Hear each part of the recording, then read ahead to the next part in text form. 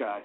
Let's welcome back our good friend, former Phillies pitcher, World Series champion, Mr. Scott Eyre. Welcome back to Totally Driven Radio, Scott. What's up, guys? How have you been, man?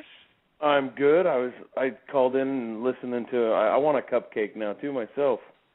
Oh, they look so good.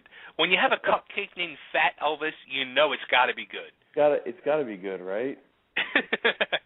I was bummed out, man. You came up to Philly back in June for a sports signing, and I was down in Virginia Beach, and I was so bummed out.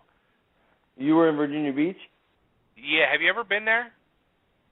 We drove through everywhere. That's where we went in the RV this summer. We went up north, through Bar Harbor, Maine, through Mount Washington in New Hampshire, through Williamsburg, Colonial Williamsburg area. It's beautiful in there. You know what? It's beautiful, but as a beach, it's like, to me, like being from up here and growing up and going to the Jersey Shore as a kid and all, like when I got down there, it was the first time I was ever in Virginia Beach. I was there 5 minutes and I wanted to go home.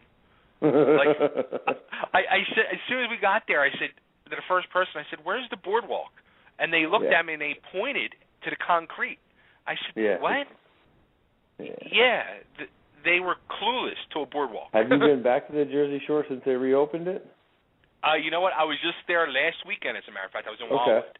So is it as good as it was before, or I've never been there, so I've heard many good things about how it was when buddies of mine were kids, and now they're anxious to go back because it's been rebuilt. And like I got buddies down here in Florida that are like, man, I can't wait to go back and see how they made it new. And like, okay. You know what? I'll tell you what. We went to Wildwood. I have been to Wildwood in like 25 years because I've been going down to Ocean City, Maryland. But as a kid growing up, Wildwood was incredible. And the last few years I've heard from people, like friends in the area and everything, they've all said the same thing. Like Wildwood's kind of like degenerate now and scary. So I was kind of like, I didn't know what to expect. And we had like 20 family members all going together. So I think that helped make it a better situation. But overall, I was very happy with the vacation, very happy with Wildwood and the Jersey Shore overall. So, that's the honest truth. I'm not blowing smoke up to try to promote Wildwood or the Jersey Shore, but I had fun. I have to admit, we had fun. So. That's what it comes down to, isn't it? Anywhere you go, if it's fun, it's fun. I feel Put it this way. saying this, but it's actually a lot cleaner and nicer now after the flood. Yeah. It's true, almost like it was the kick in the pants they needed to clean it up and straighten it out. Clean it up a little bit. It gives them an excuse to make it nicer. Yeah. I mean, that's a really horrible way to get a new shore, but I've been there in the last years, and I was there this past summer, and it is totally different. But it's great. It is great again. We'll go someday. Someday the RV will make it through the Jersey area shore. Yeah, I'm so envious of you with this RV because it's funny. Like, I'm a big fan of the Hooters restaurant, and I'm working on my little. I'm like trying to do a Hooters tour. So we try to arrange like little trips, and like when we went down to Virginia Beach, the highlight of Virginia Beach was I got to go to 5 different Hooters. Well, to add to my collection. The original Hooters is down here in Clearwater. I know, so I'm going to have to come down there and visit you and go to the original. Spring training. That could be a plan. See, there you go, spring training. It was right there next to the stadium, too. I was just at the stadium, at Clearwater Stadium today. I ran into Howard, Horst, and Stutz. Stutz was throwing a little simulated game to Howard. Oh, and Blanco was down there, too, Andres Blanco. Wow. He was signed. I guess he signed him. I played with him with the Cubs. Good dude. He's healthy. He's been hurt all year. But Howard looked good down there. I didn't know he was really down here rehabbing, actually. So you're still in the loop with all this stuff, which is a good thing. Yes and no. I mean, if I go around and go up there and see, like I'll say, I don't really talk to anybody on the Phillies anymore. When Durbin got let go this year, I don't really have any key connections. I know some of the guys from when I was there, but I don't really stay in touch with any of the guys that are still there now, no. But I go back through because Debbie Nacito runs, all the alumni. I'm lucky enough, I should say, this will be my 4th year doing the Phillies fantasy camp in Clearwater. So I stay in touch with those guys that way through it. But for the most part, I just stay away and watch. And I went up there today because the place I coach high school baseball at, we needed baseball. So the guy up there gives me some of the old. We have the old. They're not old. They're still really good balls, but they're not good enough for big leaguers, you know. Right. All the balls that were used in the cage, and so they got black marks on them from the brand new nice facility they have down there in the cage. So I probably got about 200 baseballs, which is perfect. Couldn't be more grateful. They're expensive, man. Baseballs are expensive. Yeah, they're like $15, $16 each, ain't they? Yeah, even crappy balls. Wow. Even the crappy ones. Even the crappy ones are $10 a ball. When a couple weeks ago, when you saw Charlie was let go, were you shocked? Yes and no. I think I was more shocked that it happened during the season. You think with someone like him, he'd earned enough respect to finish the season. But then again, on the flip side, I understand that you have a guy in Ryan Sandberg you want to see how he manages, how he tries to pull the team together. You know, it sounds like I haven't watched a whole lot this summer, but it doesn't sound like they're playing a whole lot like a team. You know, and that's the part that as an ex-player it really is hard to believe that, you know, the core group of players there has let it slip to not being so much of a team. But when I got there, man, in 2008, in 2009, it was like a whole big family. It was pretty awesome. I got to tell you, like, especially the bullpen. We all became very close, very, very quick. They were already, but, you know, I got in there quick. But Charlie was a big key to that, and so maybe at the end here he let him go too much. I don't know. You know, when they let him go a few weeks ago, we were talking about it that week on the air, and I was saying to Frank, there was one of the local newspapers up here on the back cover. It was like the saddest looking picture. It was just Charlie leaving the stadium and him walking down, really? and he was like walking through the stadium and like through the corridor of the stadium, and he just had like, you know, his normal street clothes on, and he had a Wawa plastic bag with an Entenmann's cake in it, and that was it. And they just showed him from behind walking out of the stadium. It was just like such a sad, lonely looking picture. Well, like if anyone's ever got to know Charlie, not what the media has made him out to be or anything like that, not that it's bad or anything, but the man just loves baseball. And his quote, I saw the clips you get to see on ESPN or MLB or whatever channel it might have been, and his quote is that he was speaking about Ruben, and he said, Charlie said, he took the best seat in the house away from me. Yeah. And there's not a better line for a manager, I don't think, and Charlie loved that line. He was a big part of the last year and a half of my career. When I got there to Philly in 2008, they wanted to put me on the disabled list, actually, the first day I got there, because I hadn't really pitched. I hadn't really pitched in like a week because I had to clear waivers. With Pinella, I wasn't pitching in Chicago, so it'd been like 6 or 7 days actually since I pitched, and they said, we can retroactive it back, and I just turned and looked at Charlie and I said, I just want to pitch. I don't want to go on any disabled list. I've already been there twice this year. I don't want to be back. I just want to pitch. And he looked right at me, and he, in his little Virginia twang or whatever you'd like to call it, he goes, well, hell, I'm all right with that. You can pitch tonight, son. So, and I sure enough did. If you go back and look, I believe I pitched in my first game or my second game or first game that first night there. I got a win, actually. I faced one batter. I got the win. Wow. The guy put me out there in a situation where we're down by a run or two, maybe just one run. I faced Nate McLouth. He flied out. We scored a couple runs. The next inning, I got a W. Welcome to the Phillies, That's a beautiful thing. And then after that night after the game, he's walking around and he's standing there, and he used to walk around the win or lose, he'd walk around the locker room after he'd done his interviews, and for another 10, 15 minutes, sometimes longer, and just walk around in his uniform, trying to catch any player he could to sit and talk about the game. Wow. He finds me, if this is my first night, he finds me, and he walks up and he says, Pm Est, and it's Print, Print. There's a Japanese or an airline or something over there. It was called Print Eyre, so that's what he called me, Print Eyre. And he walks up to me and he starts talking about the game, and he says, man, how do you come in here and face one hitter and you get yourself a good old W? You know, so that's one of my favorite Charlie memories. But he's that guy that you, as a player, if you can't play for Charlie Manuel, I don't know if you could play for anybody, really. He's pretty easy going. He sounds like... I a disgrace that they didn't let him finish the season because, you know, I can understand maybe if the Phillies were going to contend, and to me, you really can't see what Sandberg's going to do with this team because it's the same team that Charlie, you know, they were, like you said, they weren't playing for Charlie, and I haven't seen him really stepped up that much for Sandberg.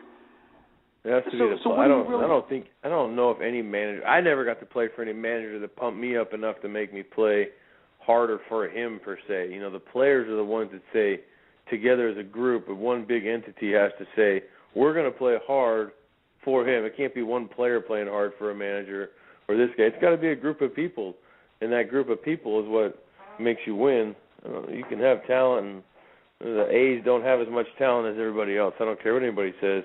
But they go out there. Wouldn't you agree, though? I mean, Sandberg was kind of put in a no-win situation because team stinks.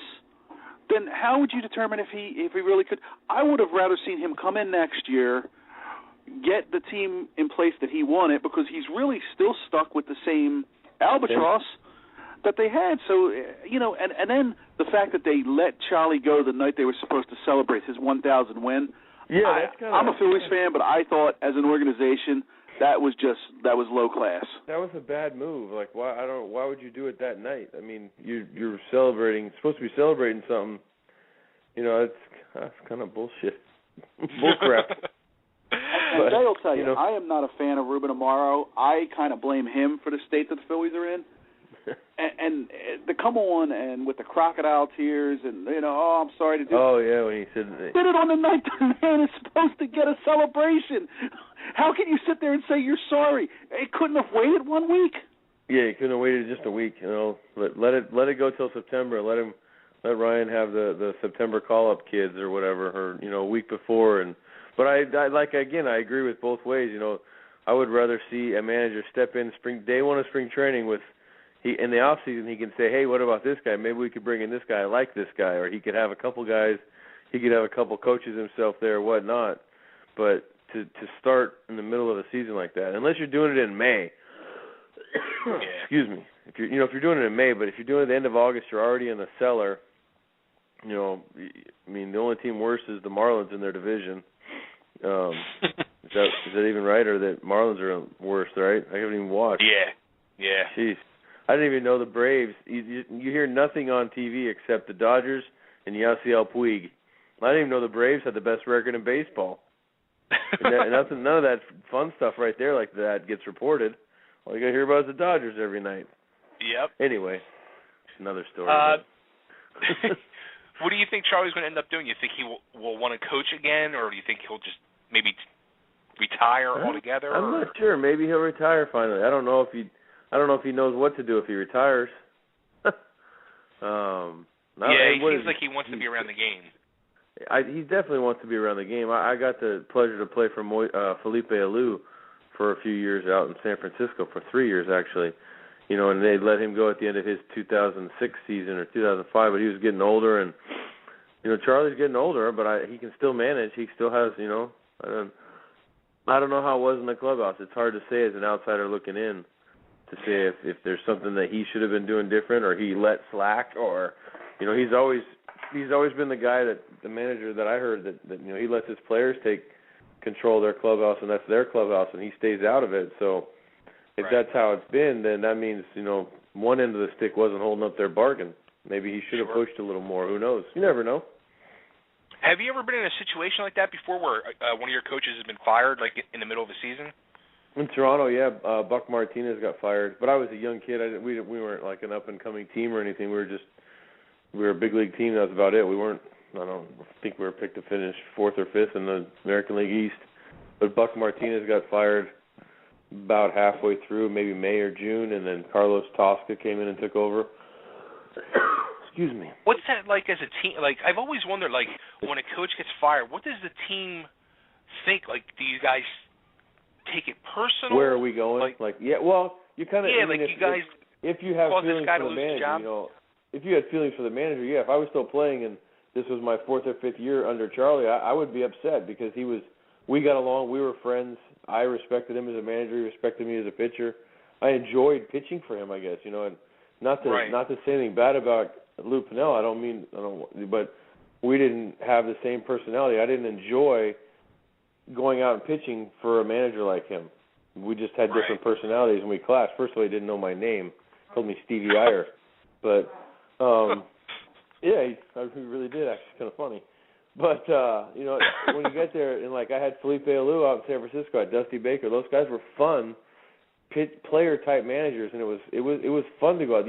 I actually didn't want to go out there and let Felipe down sometimes in San Francisco. I'm like, I'm not letting him down. He brought me in this game my 4th day in a row. You know, Charlie did that my last year in 09. You know, my elbow had some chips in it, some bone spurs floating around and fun stuff, and so I couldn't throw 2 or 3 days in a row. But there was one time where I asked, and I said, listen, I want to do this. He goes, all right, let's go. They put me out there for my 3rd or 4th day in a row, whatever it was, and I did my job and got out of it. And I don't know, fun things like that you try to remember about the guys.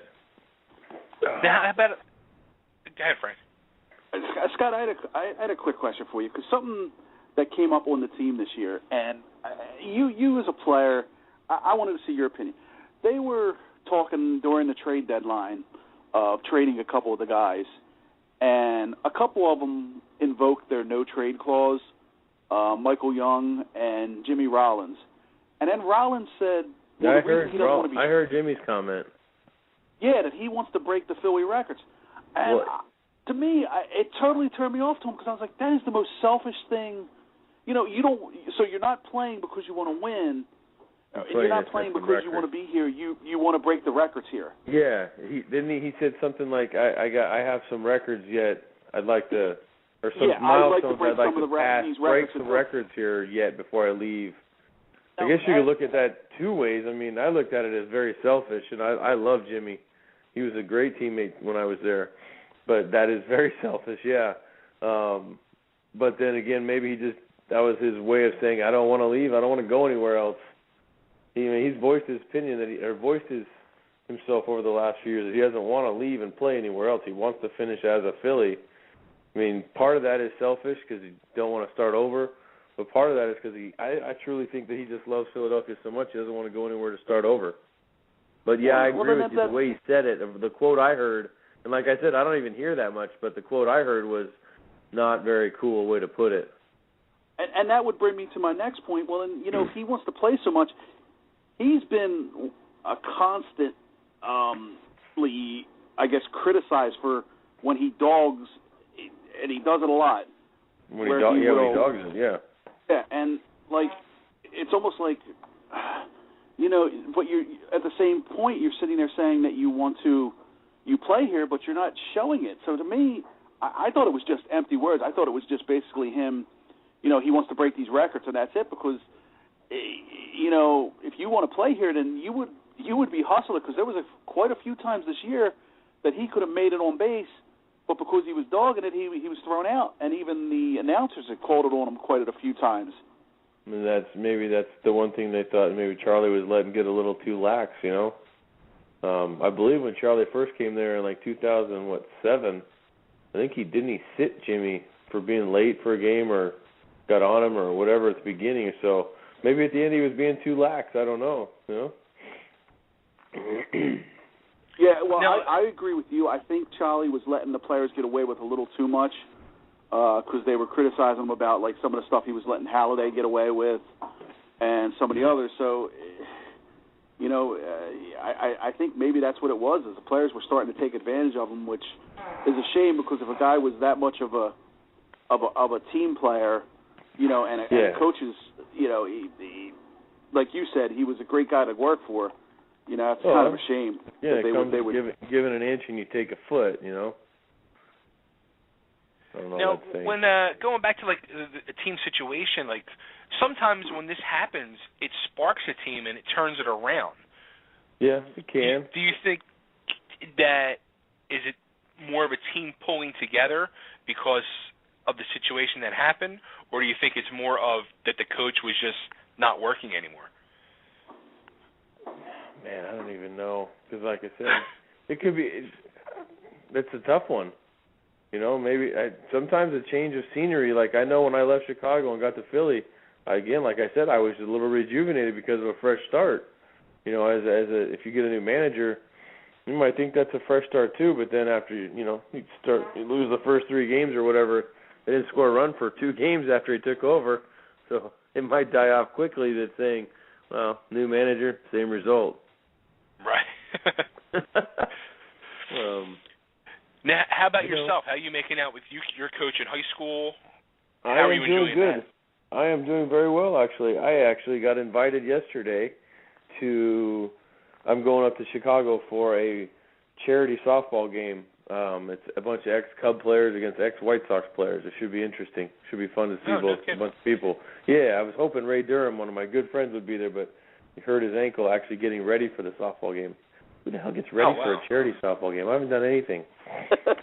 I mean, go out there and hit the ball, jog around, have fun. But I get to do the 7th inning stretch at Wrigley tomorrow. You know, they do the take me out to the ball game thing. Right. It's really cool. I'm very flattered, very honored to do this. So that's an exciting part of my life tomorrow. That should be fun. Maybe they'll boo me, I bet, though. It's not Philly. They won't boo you. Nah, they love me in Philadelphia. It's awesome. It's the coolest thing ever. I say it every time I get a chance to. You could do no wrong when it comes to Philly. That is one thing when it comes to a championship in Philadelphia. Once you win it, you're the king. Oh yeah, it's so. Like I said before, last time on the radio with you guys, the clubhouse guy tells me all the time that you're in people's pictures in their basements on a photograph. I'm like, yeah, that's really cool. Hey, I got a helmet with you sitting right in front of me. Oh, it's so awesome. But yeah, no, I'm coaching the high school. We started our fall baseball program just started, and my Broncos are on TV right now, so I have to go watch soon. I'm a Bronco fan. Sorry. Who's winning? I have no idea. I'm in the den, and my kid's upstairs watching the game. They did say it was supposed to be like 90-degree weather or 85-degree weather, and my sister sent me a text message, and she said, "What the crappy weather." Can't say what she said, but so I'm not sure what's the score. They just announced lightning storms 0-0 in that area, so yeah. Hopefully the game will still be that actually would be a good game. Oh yeah. Well, my son just said 0-0, and Baltimore's about to score possibly. So. Oh boy. We'll hope they don't. All right, one more question before you go and enjoy the game. Yeah. As a coach now, do you ever want to go on to the majors and become a coach in the majors, or? No. I thought you were going to say, do I ever want to go out and throw the pitch for the kid? Yeah, all the time. You know what? No, I don't even know if I have the desire to coach in the minors. Just the high school part is fun. I do it with another left-handed reliever named Scott Sauerbeck, who was, pitching the big leagues for a while as well as I did. And it's a small school. My kids go to the school. And when they're done, who knows if I'll keep coaching or not, but I want to just travel in the RV, take the wife and the kids and go see America. That's awesome. Stop at Hooters. I will stop at Hooters. Oh, that's awesome. All right, Scott, we'll let you go back to the game. Thanks again for calling. Hope to finally meet you sometime soon, and whenever the RV comes back to Philly. Spring training Clearwater, I'm telling you. Or whenever I get, there you go. I might get down there first. Yeah. You know what? Can you cut in a quick ID for us live on the air before we let you go? Hold on, let me go back in the den. Yeah. Just say this is Scott Eyre from the Philadelphia Phillies World Series champions, and you're listening to Totally Driven Radio. Hey, this is Scott Eyre, the Philadelphia Phillies World Championship Team 2008, and you're listening to Totally Driven Radio. Thank you. You're in the books. All right, man. All right, Scott, thanks again. Take care, and see you soon. All right, guys, next time. See you later. Yep. Bye. See ya. There you go, Frank. There was an insight to the Phillies. You know what? He is just great to have on the show. Each time we have him on, it's such a, good time. He is a good dude. He is a real good dude. I'm so bummed out we didn't get to go that time when he was in Philly back in June. Yeah, we definitely. You guys should have went. You suck. You should have went. You shouldn't have waited for me. Dude, I don't wait for you for anything. Especially when food's involved. So, on that note, let's take a quick commercial break. On the flip side, we're going to be coming back with our new friends